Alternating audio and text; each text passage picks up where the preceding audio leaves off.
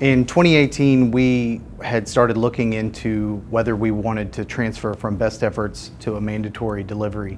No one had any experience whatsoever in mandatory and hedging, and so there was a lot of hesitancy. And it came down to Bill Wooten and Paul Yarbrough, and helped put an ease and a comfort, and that we'd gain about 20 basis points on average versus our best efforts executions. I know as a one-man shop, one-man lock desk, secondary, everything, I couldn't have handled 2020 and 2021 had we not switched to a mandatory execution and the operational efficiencies that come with that.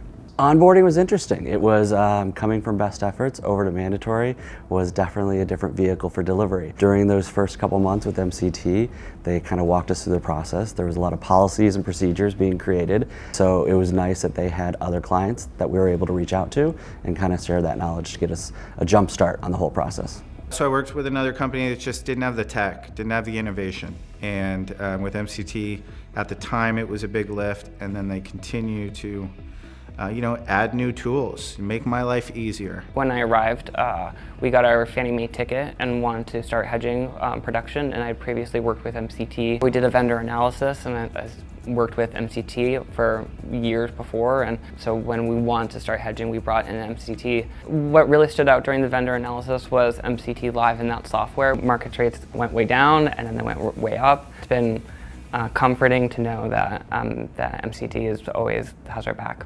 They were helpful in helping my prior firm, once we got our Ginny ticket, to learn how to handle servicing and also learn how to handle pooling. So when I worked at the prior institution, they tried to switch to somebody else, and it was a disaster. Then when I had the opportunity to set it up, I immediately reached out to MCT and was like, I don't want to risk my own livelihood with somebody else. Over the last 4 years, we've grown our client success group from just a few people to a pretty large department now, and we're continuing to invest in them, in their skill sets and their talents, making sure that our clients feel supported at every step in their life cycle.